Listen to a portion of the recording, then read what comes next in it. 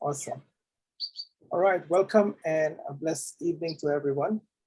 Today we are going to continue on the topic of global peace, starting or continuing on where we left off last night. So once again, I welcome everyone. And today we're going to start off with peace building. Peace building is a process of changing unjust structures through right relationships. Many a times we often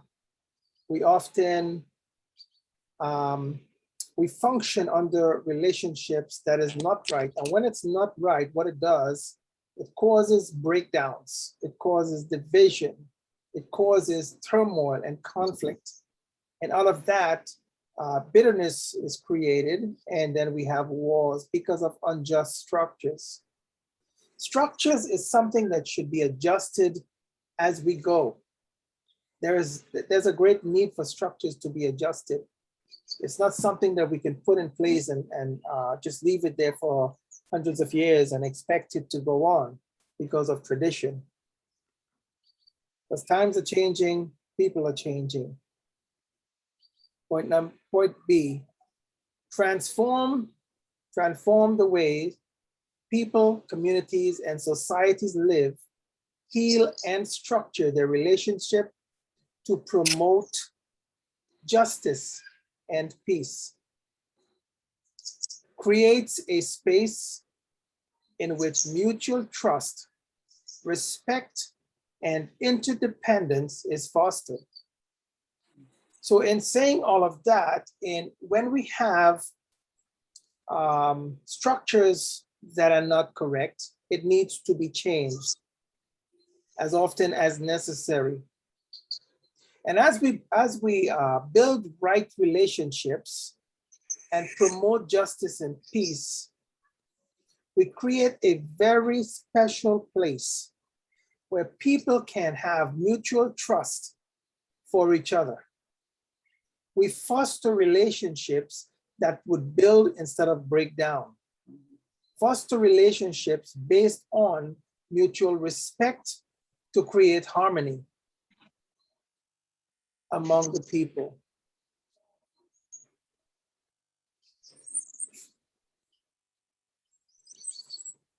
Bishop, can you read? Sure.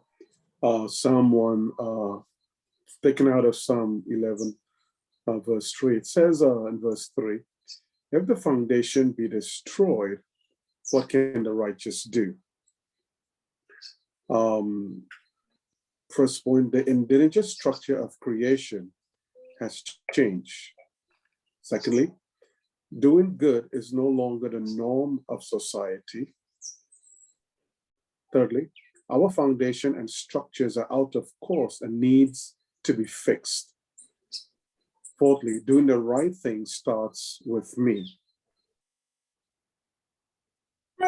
Want to expound on the foundation there, Bishop? Sure. I think when we were created to serve one another. And you look at it from the very beginning of time, and I may, pardon me if we use excerpts from the scripture, but when God he made mankind to function as one.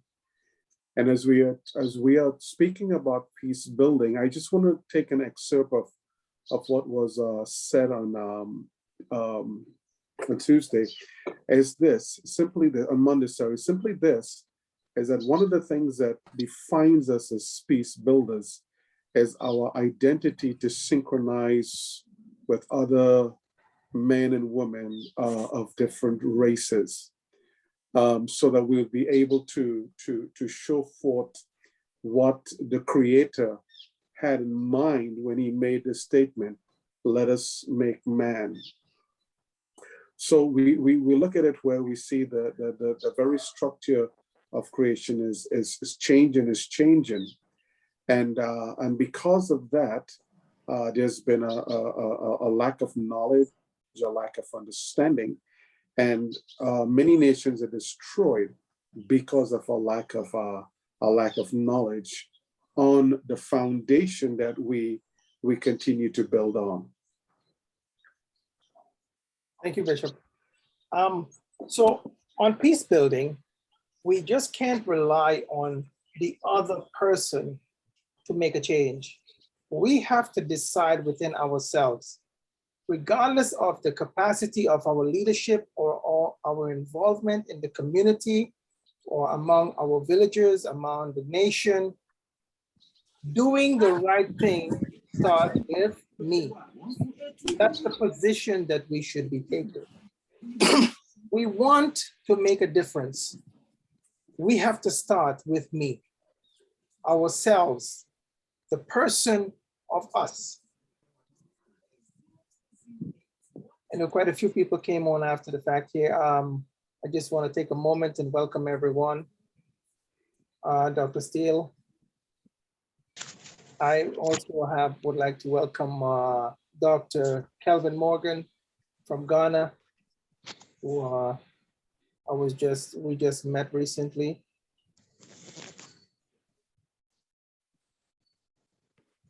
And His Royal Majesty is on with us tonight. As soon as we get done, we would give everyone an opportunity to say hello. Welcome, Your Majesty. Thank you. Thank you very much for being here. And also we have Ambassador Dr. Hillary, who has been with us, but sometimes we have some issues with the connection. So we would like to also say hello to him. Thank you, everyone. And so we're going to continue on. Peace building. And so we're going to take a reference from Matthew chapter 22, verses 36 to 39. A question was asked to Jesus, and the scripture reads, Master, which is the greatest commandment in the law? And Jesus said unto him, Thou shalt love the Lord thy God with all thy heart, and with all thy soul, and with all thy mind. This is the first and greatest commandment. And the second is like unto it, Thou shalt love thy neighbor as thyself. The point I want to stress on tonight is to love your neighbor as yourself.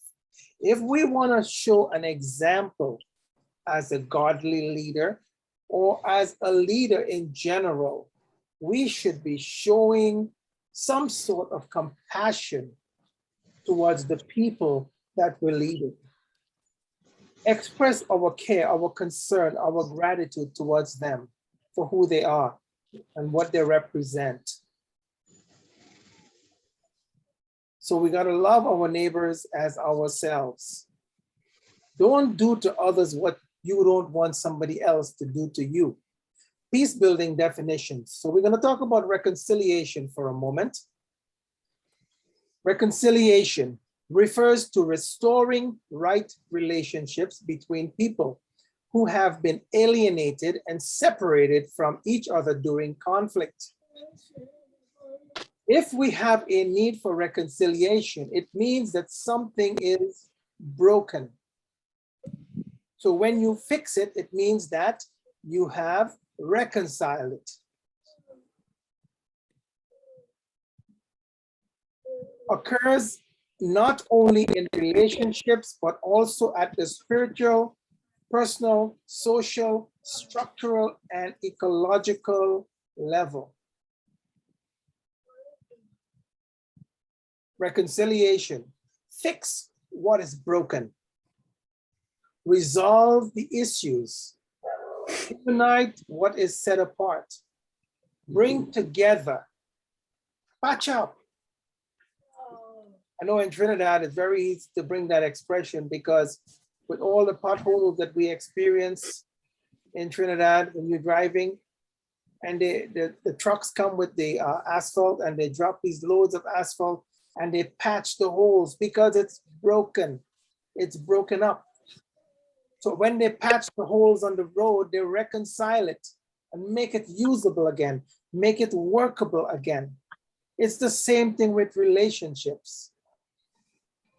When we need to bring reconciliation, it means that we need to fix it. because it's broken. Break down the walls of enmity and hate.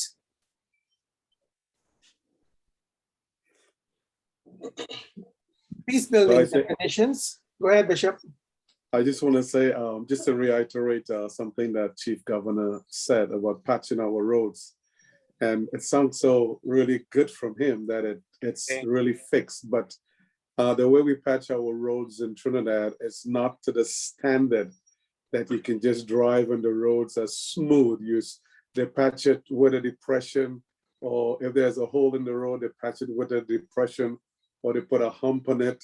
So your driving is still, not the way it's supposed to be. And I think in relationship, it has to be where there are no depression or no humps to create you lose control of the steering wheel. And so it must be patched to the point where there is evenness, understanding, and smoothness between both parties, and no mishap at all. Thank you so much, Excellency. Bishop. Justice in peace building. Social justice is a central concern of peace building and provides a set of principles that inform our peace building activities. So social justice is a great part of peace building. Peace building has to create constructive ways to confront injustice and respect the human dignity of everyone involved when focusing on justice issues that might escalate the conflict. So we gotta find constructive ways to confront the injustices that we are faced with on every level of leadership. We're not just talking about international conflict between governments that create wars, but we have conflict that takes place within the family because of disagreements. And if we think to find constructive ways to solving the conflict, to reconciling the situation, it causes the conflict to cease without violence. So we need to be thinking of constructive ways and non-violent ways to establish peace.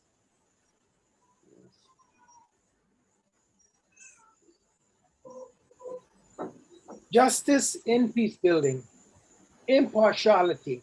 We cannot be partial.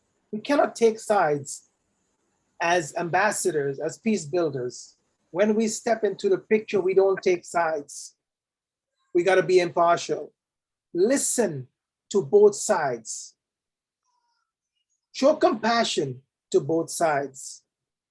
Our goal is to attain restoration and to bring peace, not to cause it to escalate. Honesty, rightness. We need to be honest. We need to do what is right, not in our own eyes, but do the right thing. Deal fairly with fair dealings. And we need to be even-handed. Practice even-handedness. Don't go out of balance. At the end of the day, when we get done, we need to be assured that it was done right. Justice. Conflict transformation describes the constructive changes in personal, relationship, rational, structural, and cultural dimensions that cause or were affected by conflict. It also refers to the process of change itself that is required to ensure long-term peace and stability. So we know that conflict requires transformation. But when we're making changes, we have to make constructive changes. And bear in mind that there is a process of change that must be done. We must go through the process of that change to make a difference. Change. Change provokes conflict. A good thing may not necessarily be the right thing. Quick changes can be demanding or damaging. Through necessary, although it's necessary, it could be damaging. You know, as much as needed, a good thing may not necessarily be the right thing. We need to bear in mind that there is a time and a season to act and to do what we need to do. We have to be on time, wait for the right moment. If somebody's angry and you're trying to speak to them about building peace, it may not be the best time to do so. We need to act. We need to take a stand. One of the things we might be able to do to initiate a better environment is maybe take the person to have a cup of coffee and have a discussion over a plate of food and talk about something constructive versus in the middle of anger or in the middle of a quarrel, we're trying to establish that peace ground. There are ways we can handle that.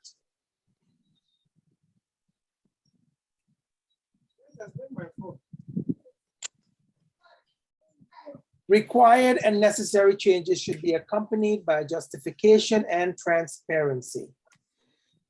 One of the worst things we can do is make stories up or tell a lie because we want to accomplish something. It requires more than that. We need to be transparent. Let the other party know that they can trust what we say, trust what we do, trust us. There is nothing that is as permanent as change.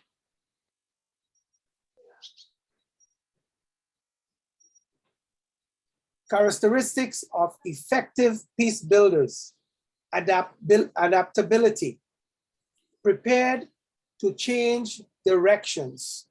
As leaders, we must always be prepared to change direction. Whatever that might come our way, we need to be prepared. And delve into issues participants are most concerned with rather than strictly following your pre-planned agenda.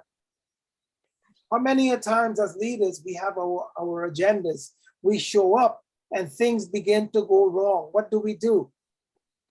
Don't get upset. Take control of the situation and make the necessary changes that would cause it to flow smoothly. Non-defensiveness, being able to hear people's critical comments without defending yourself and your actions as soon as the criticism is expressed. So you're sitting in a meeting with someone and they tell you, I don't like your shirt. You get upset. I don't like how your hair looks today. You get upset. They tell you, you know, I was offended by you last week because you didn't shake my hand. You get upset. As leaders, we need to put ourselves on the spot and not become so defensive. We need to allow people to speak. Even if they're angry, even if they're bitter about something, let them speak. We need to hear what the problem is before we fix it. I told this a reference before, but in my previous leadership position many years ago, I had a young man who was very angry with me, and he said he wanted to speak with me. And then I let him speak. And while he was speaking, he said to me, look at you, you're not even responding to me because you don't like me. And I thought to myself, it's not that I don't like him, that has nothing to do with it. I was allowing him to speak and express himself. But because I was not responding immediately and giving him a chance to speak, he thought that I was not paying attention to him. So people can perceive different things based on situations that may not be true. but we have to allow people the opportunity to express themselves.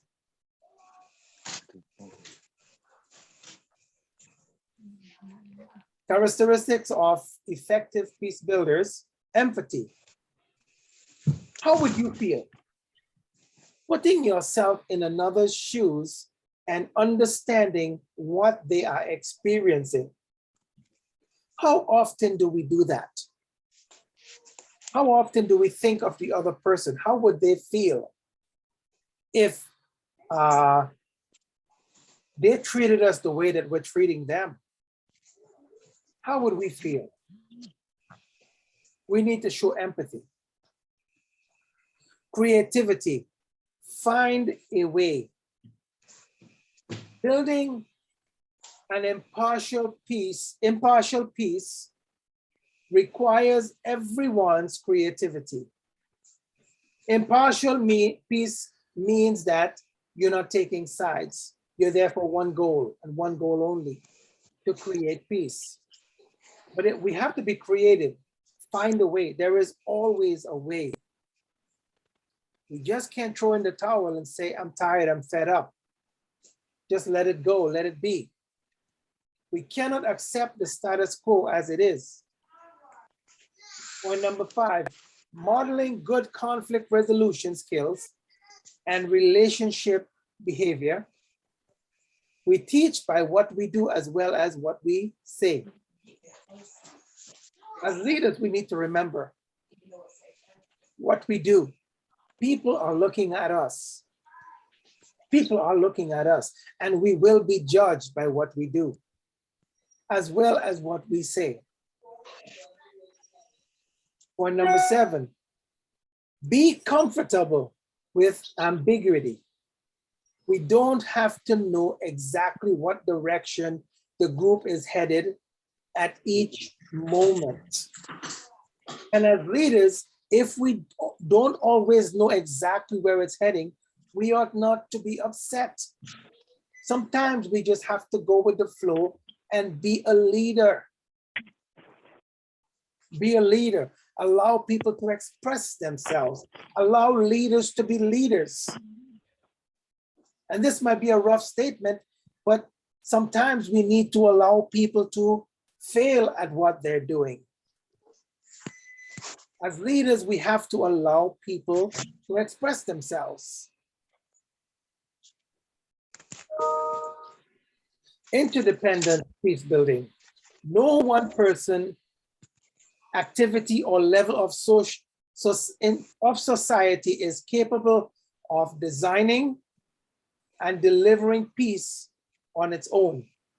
It involves a system of interconnected people, roles, and activities linked together and affecting each other. Wow. No one person. It's never one person, but we need to work together for the same goal. No one person have all the answers. That's the reason for our collaboration. With people at the core, peace building is intimately connected to the nature and quality of relationships. So, we're talking about peace building. Above everything that we're talking about, there is one major factor that we have to take into consideration, and that is relationship. We need to build relationship. Peace building builds and supports interdependent relationships necessary for pursuing and sustaining desired changes. We must develop processes that can also forge relationships between people that are not like-minded. So here's a challenge.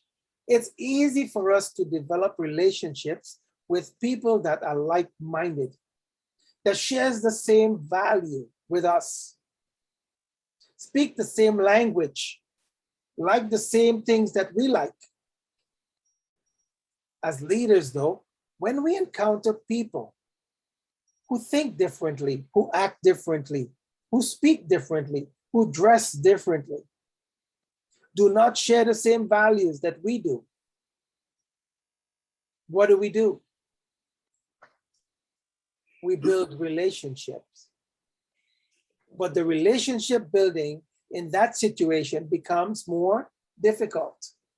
Is it impossible? No, it's not impossible. The task becomes harder. Then we become creative.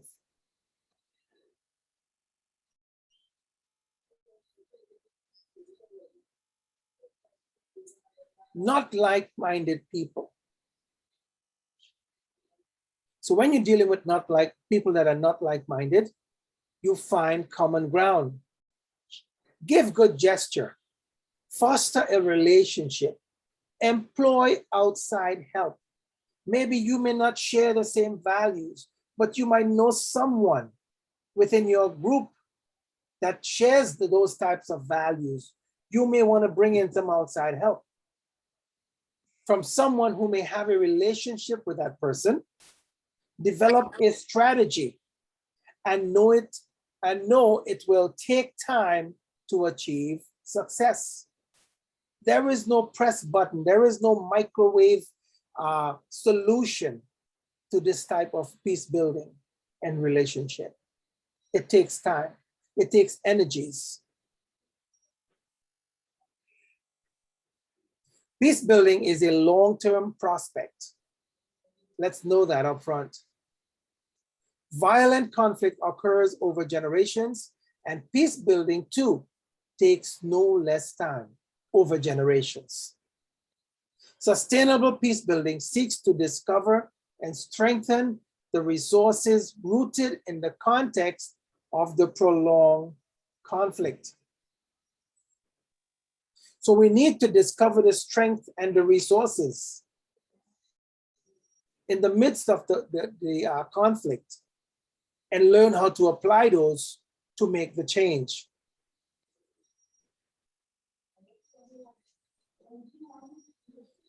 For peace building to be sustainable, we need to pay attention to where our activities and energies are leading us, rather than thinking only about the immediate and then coming up with effective responses to issues and crises. Pay attention to where we are focusing our energies, the type of activities that we're having to get the type of results that we're looking for. I always say, if we keep doing the same thing repetitively, we will continue to get the same results. If you want a different result, we have to do something different. Sustainability requires that we think about what creates an ongoing capacity within the identified context for responding to the transforming, recurring cycles of conflict and crisis. So we got to think about it. It can be ongoing, and we can use that for transformation.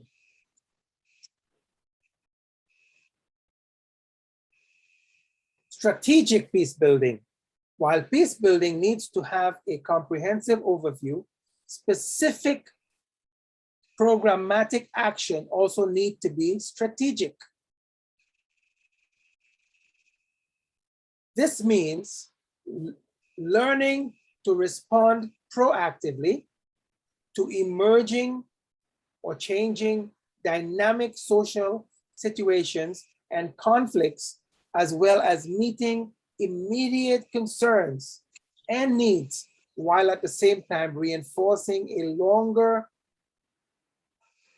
longer-term change process, a longer-term change process. Peace building actions need to link immediate needs to the desired vision of the change.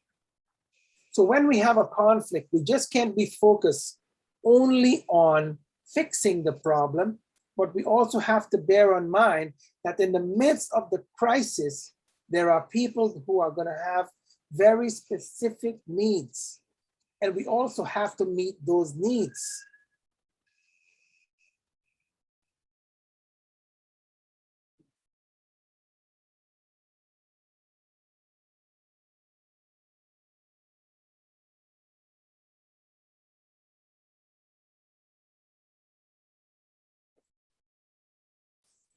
Dialogue in peace building, the openness, willingness, and space for dialogue are key principles of peace building. Dialogue is an inclusive process and brings together a diverse set of voices. We got to have dialogue. Guess what?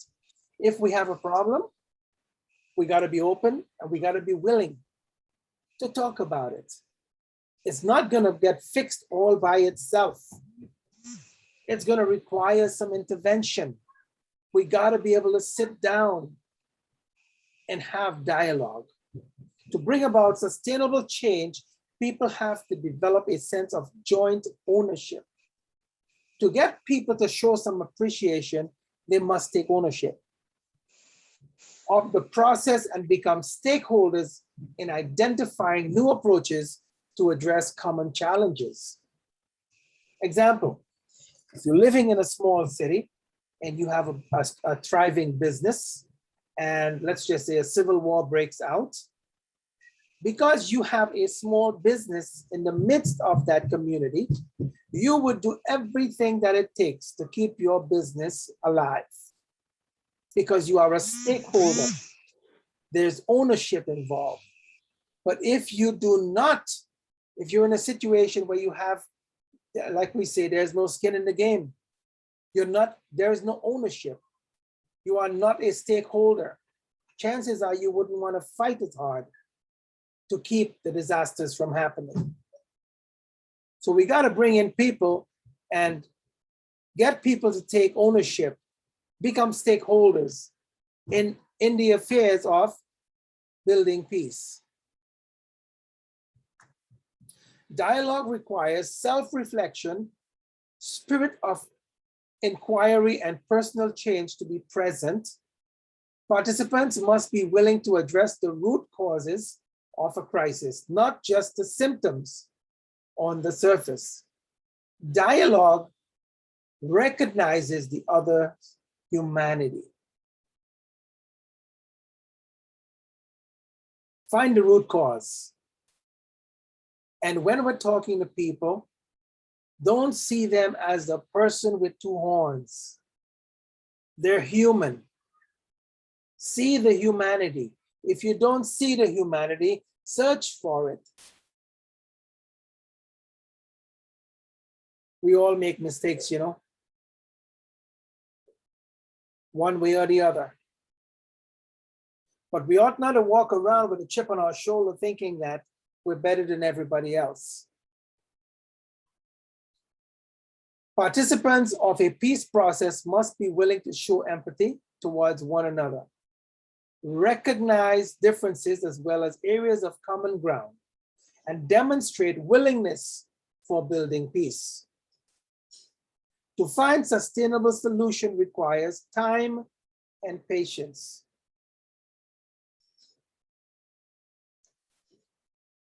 One-off interventions very often do not work to address deeply rooted causes of conflict or to fully deal with complex issues. These one-off fixes, interventions, does not always work. The one thing that peace building requires is time and patience. And if we don't have time, we better start making some. Learn patience. The scripture says, in your patience, you possess your soul. Cooperation in peace building.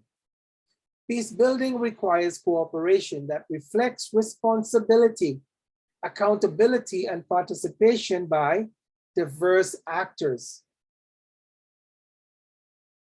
Sharing crucial resources such as grazing land, water, forests, etc., creates an enormous opportunity and incentive to cooperate and bring stakeholders to the negotiating table. By sharing resources, we share common ground. I remember many, many years ago in that village where I lived in Trinidad and Tobago, we did not have electricity. And the power company they would have not come in to bring power to us. And it took the entire village to come together with power saws, axes, cutlasses, and everything else, our own resources to go cut the trees down that was in the way and move it out and make room. And guess what? Because we cooperated together, they came and they brought electricity to us. Because we worked as a team. We all had skin in the game. We all took ownership. If we don't do it together, it'll never happen. We achieve change. Social infrastructure in peace building. The necessary platforms for supporting the process of change and long-term visions of peace are the social spaces, logistics, mechanism, and institutions of the community.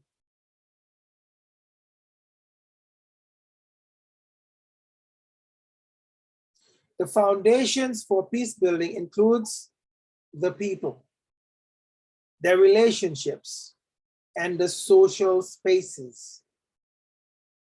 Without this, without the people, without the relationship, without the social spaces, there's really no social infrastructure. So when we have a breakdown in the community and there's conflict, who do we turn to? The people, relationships, and social spaces.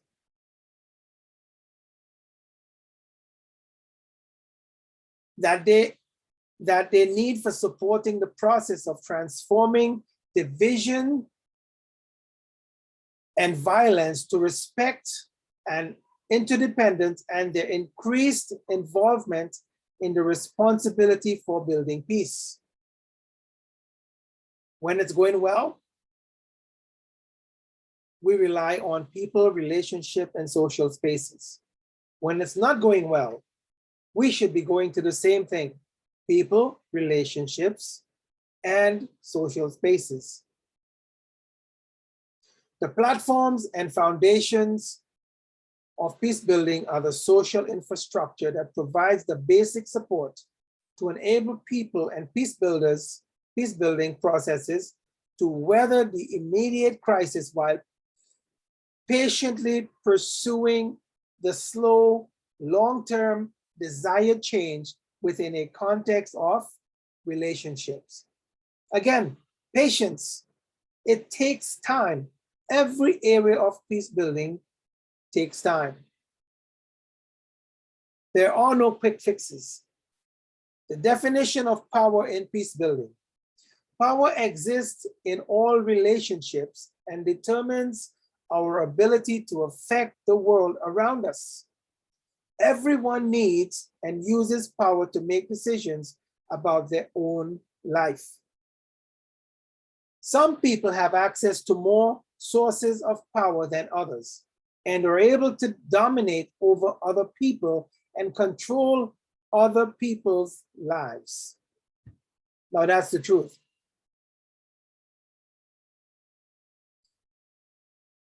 Power can either refer to a situation in which one person or group dominates and controls others, or to a situation in which people use power together with others to achieve an agreed upon goal. It also refers to the power within each of us that we use to make decisions about our own lives. Power is usually considered related to money, military, or physical strength, but there are other sources of power, including information, knowledge, and wisdom. Moral or spiritual beliefs, people power, or the power that a group of people have together when they decide they want to change their lives.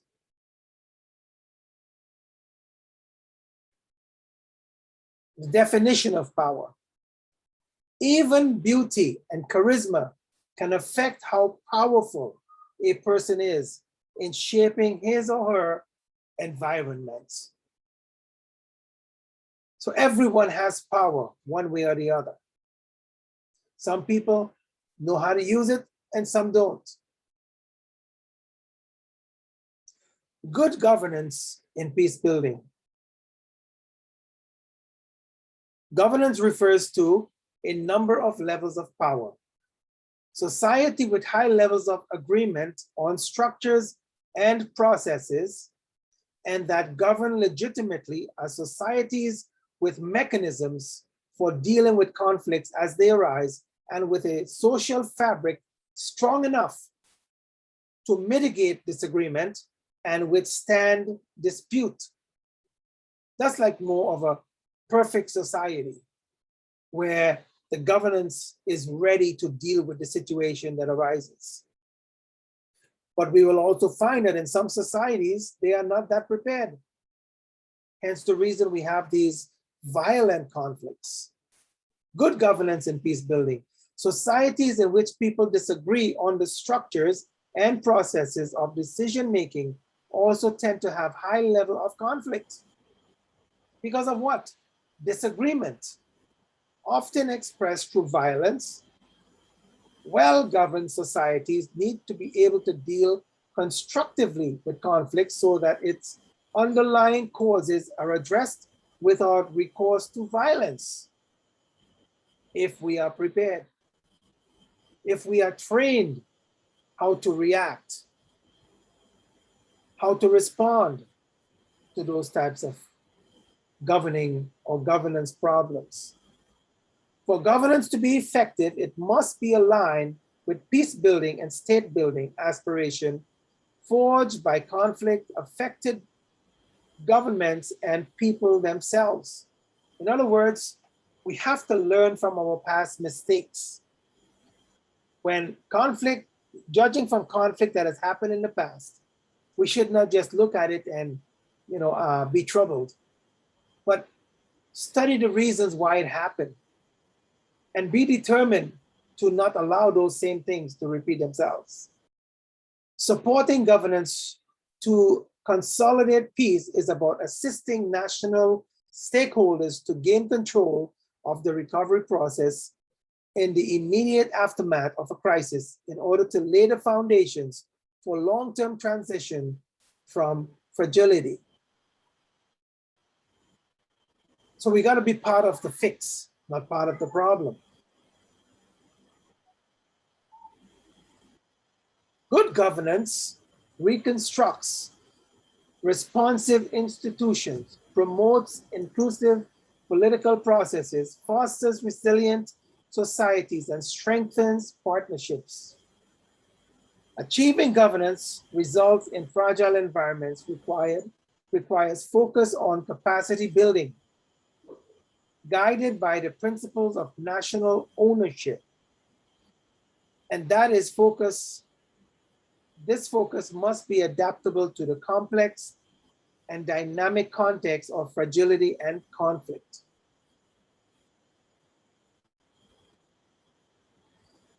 Efforts must be targeted at a wide range of actors, including vulnerable and marginalized groups, to bring them into the dialogue for peace building and state building in the early stages.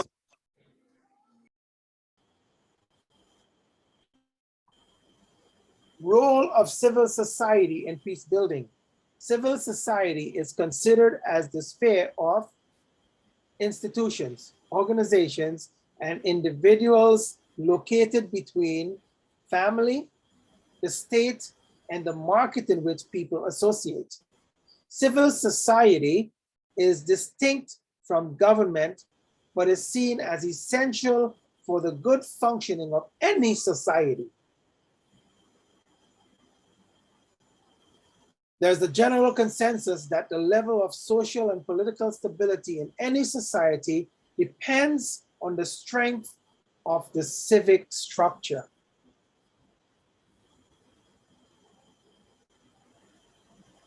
Where civic organizations and groups are active and effective, the likelihood of social disintegration and public violence as a response to conflict is lower than where there is not a thriving civil society.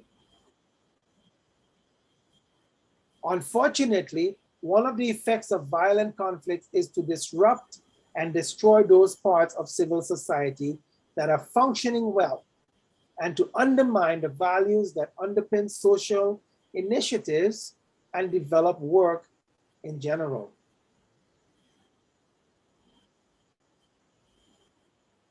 I'm just going to give you a couple references here. In 2 Thessalonians chapter 3 and verse 15, it says, "Now may the Lord of peace himself give you peace at all times, in every way. The Lord be with you all." Here's a quote. "We do not need guns and bombs to bring peace. We need love and compassion." By Mother Teresa. Matthew chapter 5 and verse 9 says, "Blessed are the peacemakers, for they shall be called the children of God."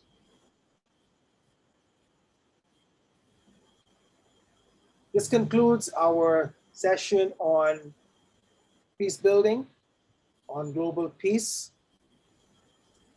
for today.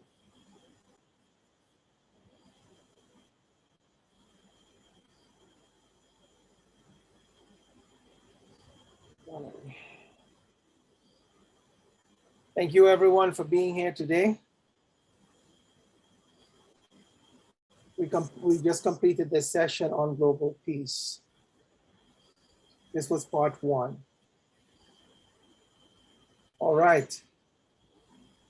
So it's another day of completion. Thank you once more. Dr. Steele,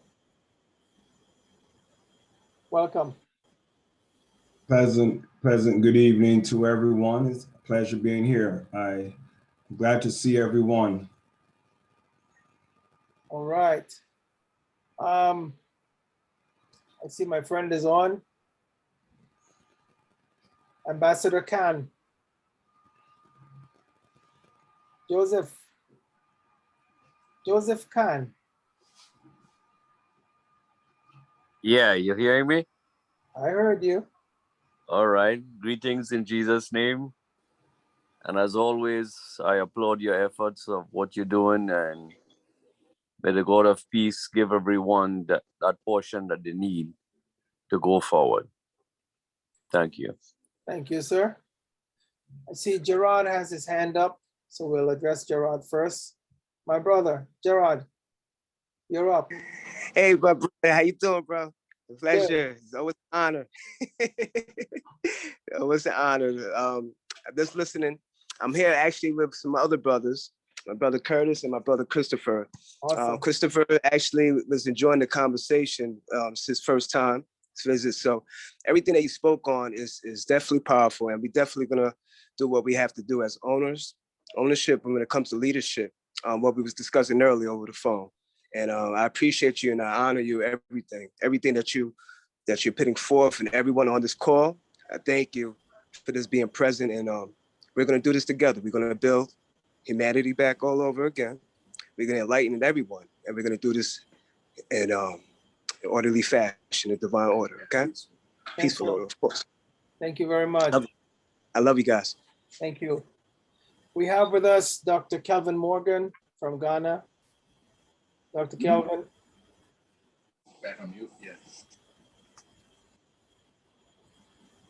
Dr. Kelvin, you can come on. I unmute your mic. Okay, thank you very much, my brother. I'm really happy of the teaching that you are giving. We're all talking about peace. Like someone like me, there's no hole in Africa that I don't know. Talking about the war games and all those things. I've international security consultant. I've traveled to many places, and we are all preaching peace. I've been in so many peace speaking. But there's something that we all need to realize, that because there's no place that you are preaching peace right, there's no justice. Just look at what is happening in South Africa, which we are handling the case right now. Because you see, it's really painful that you see people are living whereby what resources they have in their country belong to all of them. But you see, one person will be looting the whole thing, while the youth, their life will just globalizing around. And when they just get up, they tell them that they are the future leaders. How can they be a future leader? Why you did not create the future leader for them? I'm part of the International Youth Society. I'm the International IT Director. I deal with the youth all over the world. And I find out that because, you know, the youth are being deprived a lot. A lot. They will use them for so many things. I've been a victim of that when I was young. They will use you. They will sit somewhere and plan their own war. They will send the youth to go and fight. So when we are preaching peace, we have to look at justice too. Because if there's justice, we will get peace. Because you can see, well, let's assume there's a problem. If you come and you not even try to understand both the two sides and bring justice, it's like you are wasting your time. Yep. I've been in many peacekeeping, so I know all these things that I'm telling you very well. There's no hole in Africa that I don't know. You understand? And you see these people who just came, we give them jobs. They thought that maybe we have sold our country for them. They come begging for jobs, they give them jobs. But when they get out there, they thought that maybe we have sold the country for them. So they can just even oppose anything at all to the people. Look at, for instance, in let's assume in Ghana, we all know the crisis that is going on. There's no money in the system, and you are integrating taxes on your people. Why are you expecting the people to get their money? Why there's no job? There's crisis. So when you are integrating the taxes on them, when they fed up, what do you expect to happen? Yes, my brother. I've been speaking to many parts of our associates across South Africa. So we're very familiar with what's happening out there. And hence the reason we are in the midst of teaching global peace to make a difference as best as we can. But I appreciate your thoughts. Thank you very much. Thank you. All right. I would like to take this opportunity to, Dr. Steele, do you want to introduce His Royal Majesty? I know we were having some issues with the communication before. Yes, I would like your Excellency to follow correct protocol, and I would ask Her Excellency Bishop Dr. Comfort Adu out of Ghana. Bishop Dr. Comfort, would you kindly introduce His Majesty and correctly following the chain of protocol? Bishop Dr. Comfort, could you unmute her, please? I not really speak to her. She's unmuted, yeah.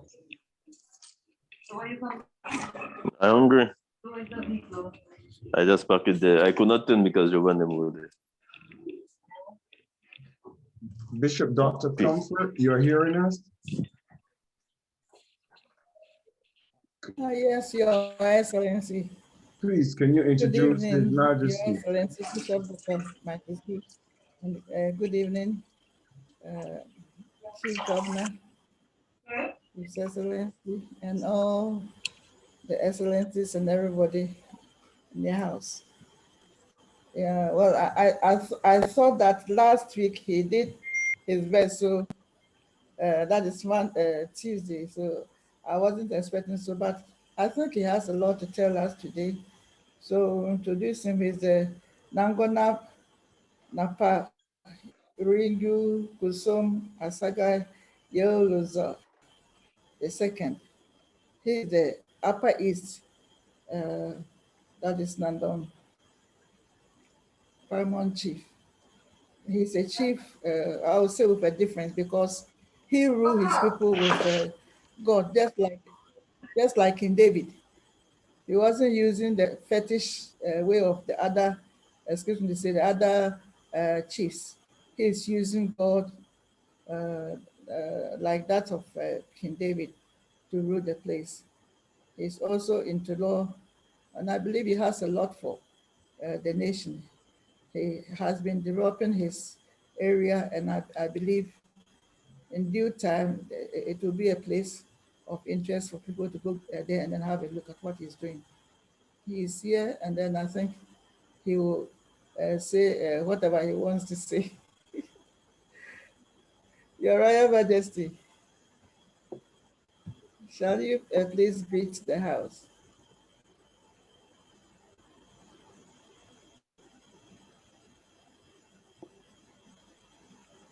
I see.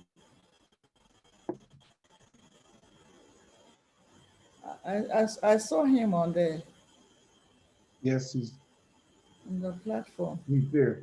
Hello. Oh, Hello. yes, he's on. Okay. We can hear you. Yes. This is Napoleon Asaga Yelzoy II, overlord of the Nabdam people in northern Ghana. As the young man was speaking, that is the one who spoke before Dr. Comfort. He spoke of justice. I think he's right. We need justice to have peace. And he was talking about, I guess he was talking about resources, distribution of resources. Yeah, it's part of the justice system. When resources are not well distributed, then we have all the conflicts that we are seeing. And so I think one of the solutions to these conflicts is also to go to the background and see what is happening and see how resources are distributed. And Bishop Comfort was saying how I'm very interested in developing my people. I think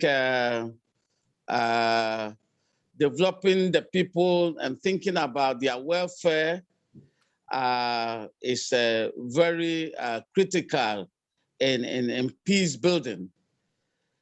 But as usual, Governor, Chief Governor, you have handled the topic so well, and I've enjoyed it so much.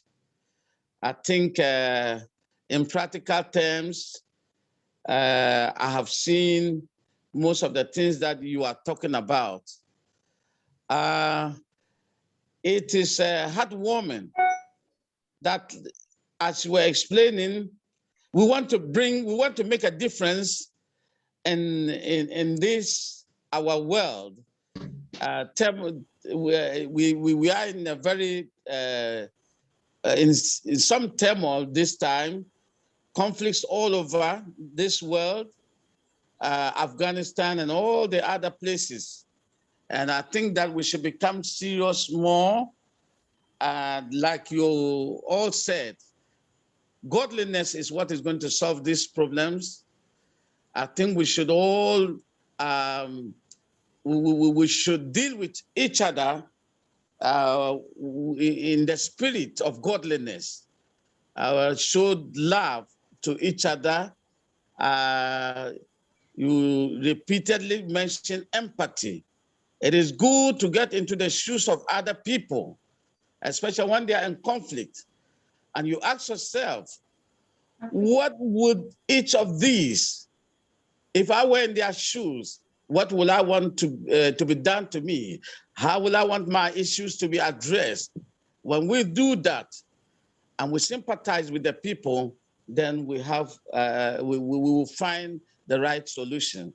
I think I totally agree with all that you have said, and I think that we should take these elements that you have mentioned seriously and make use of them in our dealings when we are involved in building peace. Thank you.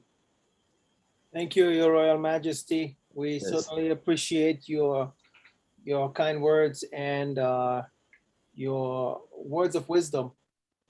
We take it very seriously and appreciate that. We appreciate you being here and taking a moment to speak with us on this matter. You're So welcome. with much gratitude. Welcome. We have embarked on something that in today's society, it's sort of like looking to be the norm, where you have people that just don't care about other people or what they go through, how they can make a difference. It's like every man to himself and God for us all. But if we act and behave in that manner, change will not come. At all. We all have to be part of the solution to bring this change that's required. Very true. So it's truly an honor to serve on this platform, to help to educate and to bring peace. And if I would have put another word to that, to bring freedom to the minds of the people. Exactly. So thank you once again, Your Royal Majesty. You're welcome. Your Excellency, would you permit me to address the young man, Kelvin, please? Yes, yes, I will, Dr. Steele. Just Okay. one moment. I just want to let everyone know here tonight that we are posting all of the videos that we do on YouTube. It's very easy to find. If you type in One Nation Chapel, all of the videos would be posted under One Nation Chapel on YouTube. Okay. Also on my Facebook, you can type in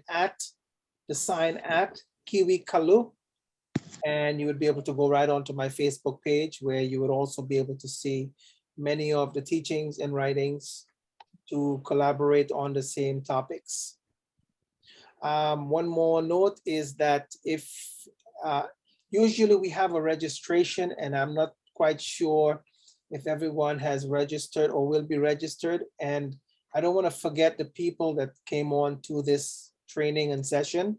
I would ask kindly, if you do not mind, go on to the chat on Zoom and just type in your name, your phone number, or whatever contacts you have for me. And at a later point, I would be able to go in there and find it to continue to send messages out and invitations about the oncoming training. Would greatly appreciate that. All right, at this moment, Dr. Steele, yes, you can share. Okay, pleasant good evening, everyone. I want to first honor His Majesty and his submission, and equally, I want to identify His Excellency Ambassador Dr. Hilary Emo, and all of the individuals who are on this platform, because we're all working on this platform collectively for peace building. Dr. Kelvin Morgan, I want to identify you specifically because I feel your heart, and I also share in your pain. As a matter of fact, I don't want to use the word I think I should use the word we. That's why all of us are here. I'm not an individual by myself. All of us share your heart. And while you were speaking, tears came to my heart, because the young people of our nations in Africa especially are being overlooked. And after you look at yourself and you recognize you're getting older, and you saw it happening to those before you and those before you, and now it's happening to you, it can become very overwhelming. But I want to share this thought with you with so much love and humility. Every drop of water that you put in a bucket creates the opportunity to fill it with water. It might not full in your lifetime, or it might not fill the bucket the way you want it immediately, but I want you to be aware that your efforts are being noticed, identified, and they're making an impact. Every small step you make, it's making an impact. But the one thing that I want to give to you is, in a lot of the times when we are putting together our presentations, they come across with such anger and hatred and frustration and venom. I hope that you can, in the midst of this training and other trainings, help your youth and those that you lead to find a place of not acceptance of what's happening, but a place of identifying that if we're going to bring about change, we have to do it in a diplomatic way with a long-term focus and a long-term vision. Sometimes the chaos that is caused creates more problems and closed doors for youth to get opportunities because they see the youth as not intelligent, not rational, not reasonable, and it closed more doors to those looking on. So I hope that you and I will have a chance, and Dr. Kiwi and others on this platform will get a chance to meet and put our heads together at peaceful resolutions and teaching others diplomacy, teaching others how to respond appropriately so that at least you have a voice that others hear on a larger scale, rather than just watching you on the media and joining a bandwagon of vagabonds. And I hope that by the grace of God, His Majesty, His Royal Majesty is here hearing. Your Royal Majesty, you see the young man, and it is my duty to applaud him and lift him in your presence, that you too will look at him. You see his name, Dr. Kelvin Morgan, and giving him opportunity in his land to have a voice of reason and strength, and support him. Her Excellency Bishop Comfort and others here are working towards bringing peace in the nations of Africa. And the only way it could happen is when leaders like yourself come on platforms like these and genuinely feel the heart of those that are going through the difficulties and give them an open opportunity. So with that being said, Dr. Kelvin, I applaud you. We here applaud you and the youth like yourself that are doing great works, and we want to wish you well, and every support that we can offer you peacefully and diplomatically, we will look forward to doing that. Thank you so very much for the opportunity for addressing him, Dr. Kiwi. I'm grateful. Thank you so much, Dr. Steele. Great honor for your words. I believe that you've said the right things there. Let me just say that Dr. Kelvin is part of an organization in Ghana that's really working very, very hard with the youths. He is part of a very large ministry. His dad is a pastor with a very large church, and they are making such a difference. So we are in great support for them, and you know, we cheer them on in what they're doing. We believe in it, we support it. All right, thank you everyone. Again, once again, I just want to acknowledge everyone. Chief Big Up, thank you for taking the time to be with us once more. Yes, I was mad. I got a new phone because my other one broke. Look, you know that technology, it cracked all up screen. Chief, I must tell you, you seem like you have some conflict with that phone. You got to fix that thing. Oh my God. Why can't we just go back to landlines and that's it? We remember the numbers in our head like we used to. I miss those days. I miss them. But yeah, this is again a chance for us, just as the beautiful words of His Excellency our Bishop Dr. Steele spoke in the togetherness of our elderships, of all of what we know to prepare for the youth. I second that is extremely important. And this will be a perpetual platform, which I myself am going to work to make sure that the youth can receive this. So it's working, just as young Yavapai and young Tonic and all of the young chiefs have stepped up and brought in more of our lineages to learn more of what we do for peace. I thank all of you for your time, and this is just the beginning. And I respect you all. Thank you. I yield. Thank you, Chief. Great respect. Pastor Dr. Uche, thank you once again for being with us.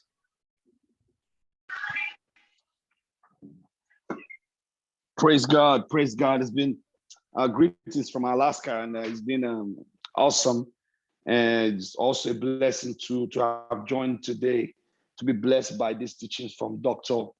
Kalloo, thank you so much for what you're doing for the kingdom. We really appreciate you, and appreciate everyone on the line. His Royal Majesty from Ghana and all the great people, Your Excellencies, we greet and we salute everybody. Thank you so much. Thank you, Dr. Uche. Dr. Uche has become a very close friend.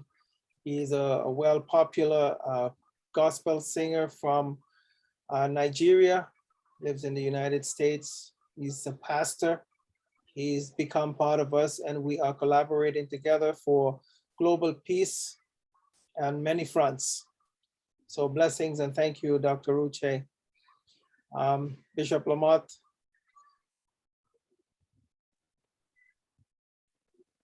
Excellency, thank you so much. I want to give honor to His Royal Majesty, all your excellencies, Bishop, all the big chiefs, Commander Dr. Kelvin Morgan. Just to reiterate, we do hear your heart. We do feel your pain. And the very foundation of AUGP is blessed are the peacemakers. And that's our mandate, to go into all the world and establish peace. We ourselves must become what we preach. Our lips must match our feet. And that is our cry. And I want you to know, Dr. Kelvin, I am from the island of Trinidad, that's in the West Indies, Trinidad and Tobago. And our prayers with you, our love is with you, and we stand in great solidarity. And we look forward for greater dialogue when we can put aside all ideologies and come together on one common ground, and where we can find peace for all.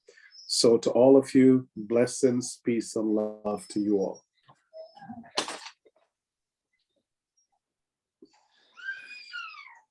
Thank you, Bishop. Thank you very Thank you, much. sir. Chief Mizwaki. Yes, wonderful sermon again today. Peace and love to everyone. Thanks to Big Up. We were able to get him on. Glad to see you make it, brother. Excellent. Thank you, Brother Bishop, Dr. Steele, and also I'd like to thank Chief Kalloo, Dr. Kalloo, and I'd like to thank the lovely clan mother for assisting us. Clan mother, thank you. Are you there? Can you hear? Thank everyone. All right, thank you, Chief. Yes. So we've come to the end of this session. I'm not going to hold you much longer today. We are going to continue on next Tuesday, again, with the sessions. My brother have a question before we close out here. Dr. Kelvin. Yeah, thank you very much for each and everyone who feel our pain. So due to what I've went through, I think this 24th, I'm launching a project that we are playing all the children on the street. We put them on the orphanage, try to give them a better education, educate them so that at least they will not be like how we became. You understand? It's not God, because some of us would have been like these smokers and whatever you can think of. Because you see, people will just come, they will talk, but they will not even have any of the youth. Sometimes I can share my pain. Because you know, when you said you are a leader, as a leader, not about you are there to showcase yourself as a leader. No, you have to feel the pain of your people. You have to feel how they are going through. You can see, go to some of our rural areas. I think our chief can just even testify. Some of the people in the village, even water to drink is a problem. Recently, some of them called me. Even the money that I would use to pay my children's school, I have to use it to go and dig a water well for them. So that at least, because I have been there before. Because my first time of traveling, I went by Stowaway. I know what I went through on the desert. We were 44, starting the journey. Only 2 of us survived. to enter into faith. So, you know, I went through a lot in life.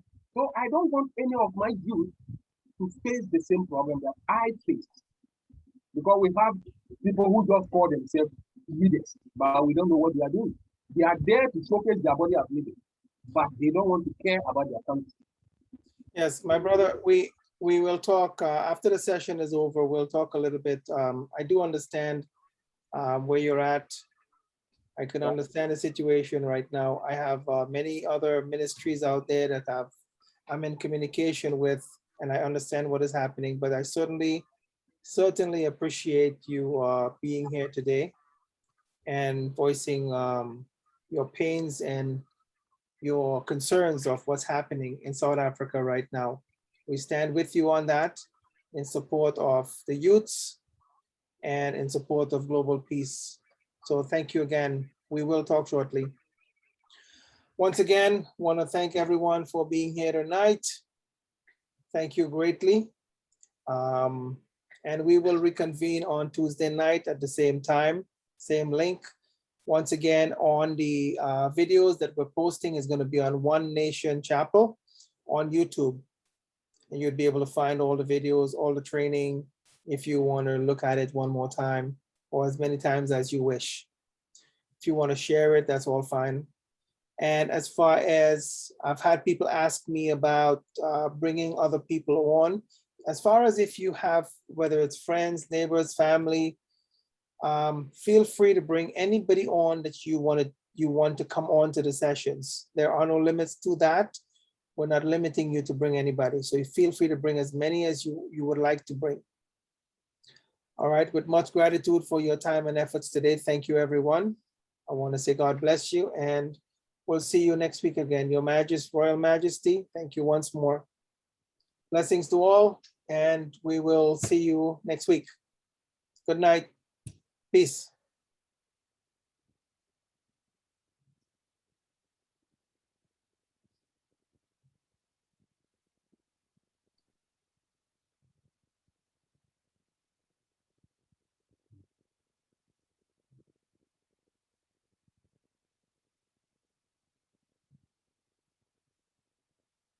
Your Excellency, have a good night. God bless you. Dr. Steele. Yes, sir. My heart is heavy because of the burden that is placed on us as leaders is great, Your Excellency. Yes, that it is. I can't disagree with that. I've been speaking to many of my counterparts out in South Africa, and they are preparing, and there's a lot happening right now. And we can only imagine on the front where we are, but they're actually experiencing that. So you hear the young man, you can only try to understand how they're feeling in the midst of that. We just gotta play our little part quietly and don't stop doing what we're doing, because somebody's hearing. Yeah. I appreciate you, sir. Have a wonderful evening. I'm gonna go get some rest. I've got some work to finish before I go. So have a good night, Your Excellency. All right, blessings, Your everyone. Royal Majesty, God bless you. I look forward to seeing you in Ghana, Your Majesty. We'll come and see you soon. All right, blessings to all. Take care. Good night.